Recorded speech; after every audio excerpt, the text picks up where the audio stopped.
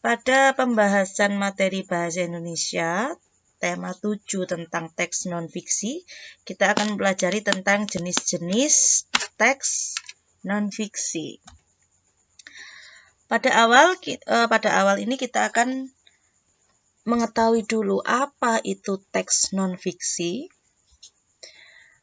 Teks non-fiksi adalah teks yang dibuat berdasarkan kenyataan yang ada, sesuai dengan realita dan tidak mengada-ngada. Jadi berdasarkan tentang hal yang terjadi saat ini atau masa lampau dan benar-benar terjadi. Tidak dibuat-buat, bukan hanya sekedar katanya, dan katanya, ya. Kemudian ciri-ciri teks non-fiksi itu yang pertama ditulis dengan bahasa formal atau baku. Jadi bahasanya menggunakan bahasa Indonesia yang sudah disempurnakan sesuai dengan KBBI atau Kamus Besar Bahasa Indonesia. Misalnya untuk kata tidak itu sudah baku, tidak boleh diganti dengan kata enggak atau ndak. Misalnya di sebuah teks itu ada kata enggak atau ndak, itu berarti bukan teks non-fiksi. Menggunakan gaya bahasa denotatif. Denotatif ini bahasa yang nyata, ya, bukan kalimat kiasan. Disusun berdasarkan fakta dan disusun secara urut dan runtut.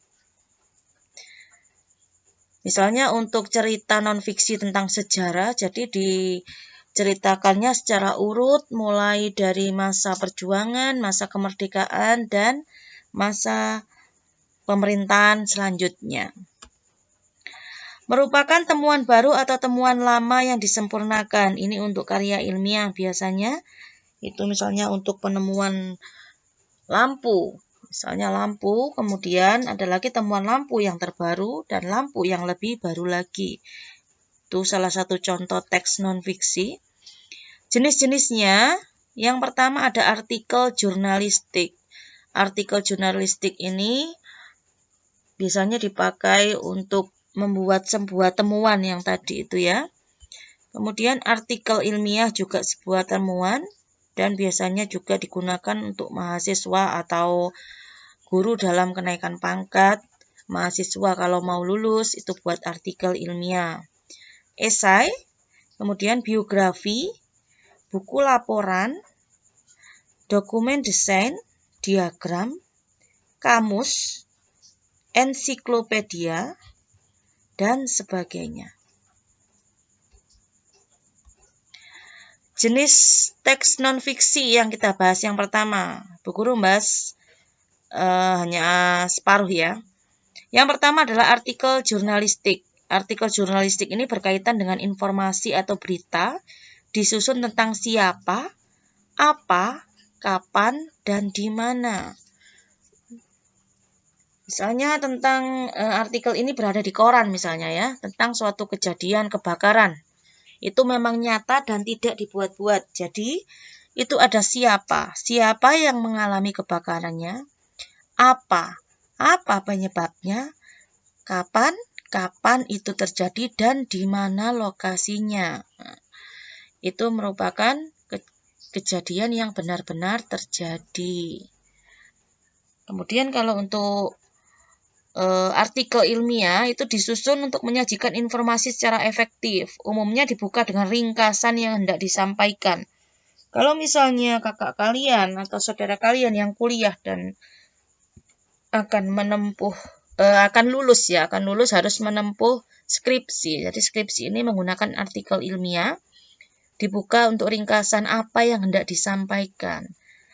Itu yang pertama. Kemudian yang disampaikan tadi harus disertai dengan bukti dan argumentasi. Argumentasi ini pendapat atau informasi yang mendukung.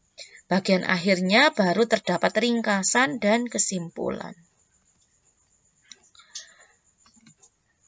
Jenis yang ketiga adalah esai. Esai ini ditemukan dalam tulisan-tulisan opini para pakar, kolom para budayawan dan editorial atau tajuk rencana. Ini biasanya terdapat pada koran atau buku laporan.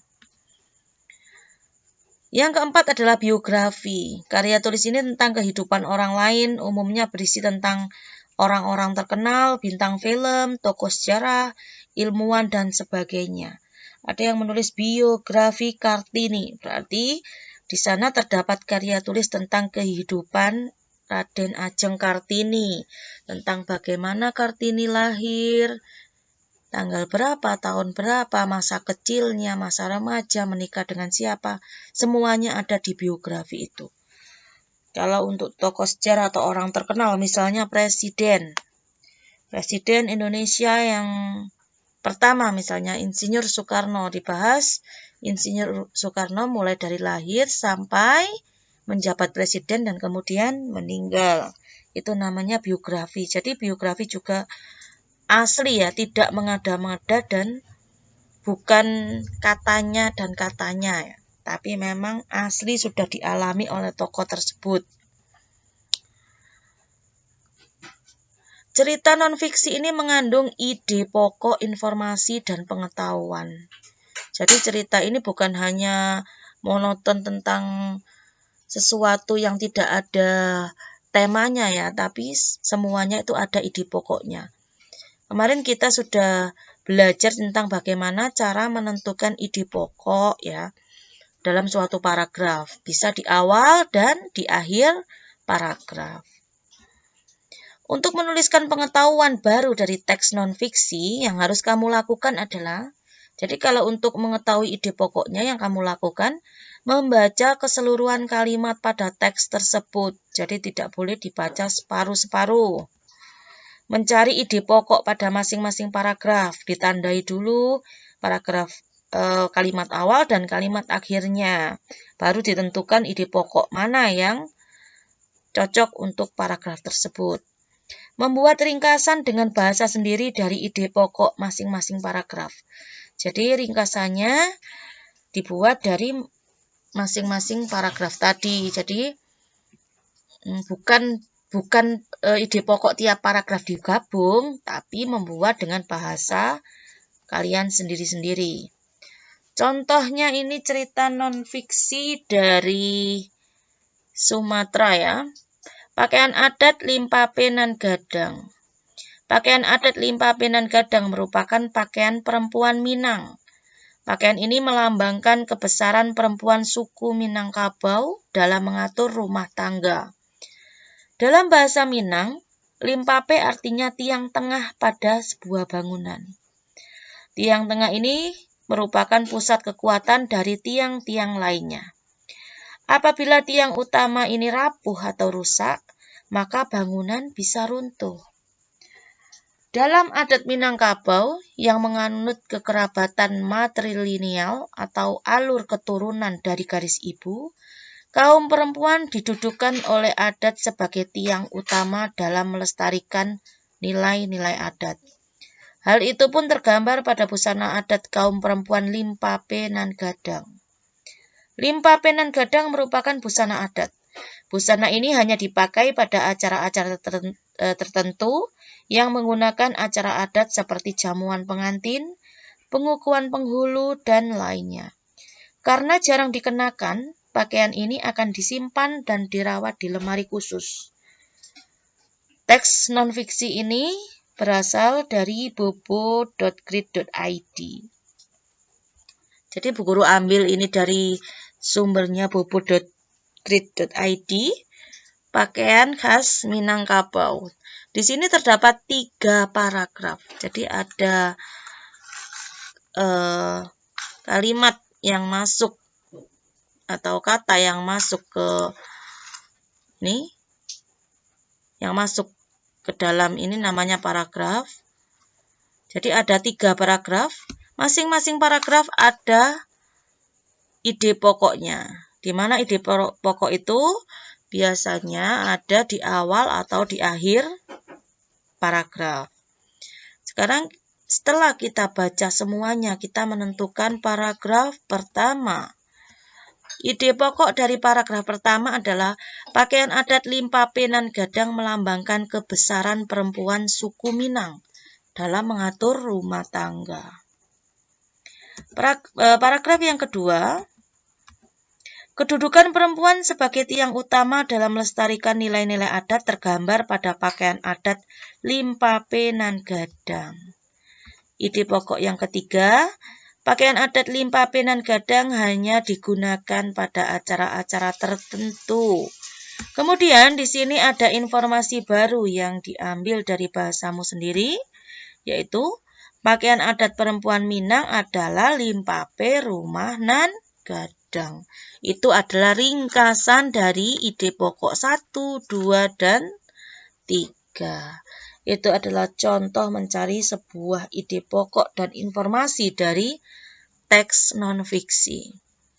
Tugasmu hari ini, silakan cari teks non-fiksi dari koran atau majalah, kemudian gunting dan tempelkan di buku tugas. Setelah itu, cari ide pokok tiap paragraf dan informasi baru dari keseluruhan teks, ya. Dicari dulu di koran atau majalah, meskipun majalah lama atau koran lama tidak apa-apa, tapi bentuknya adalah teks non-fiksi, bukan cerpen atau cerita pendek, ya. Cerita non-fiksi itu bukan cerpen, kalau cerpen itu fiksi, ya. Bukan cerpen, bukan dongeng, bukan novel, dan bukan cerita yang mengada-ngada. Jadi memang kejadian yang benar-benar terjadi. Silakan dikerjakan dengan baik, kemudian tempel di buku dan tulis ide pokok paragrafnya. Selamat mengerjakan anak-anak, tetap jaga kesehatan. Assalamualaikum warahmatullahi wabarakatuh.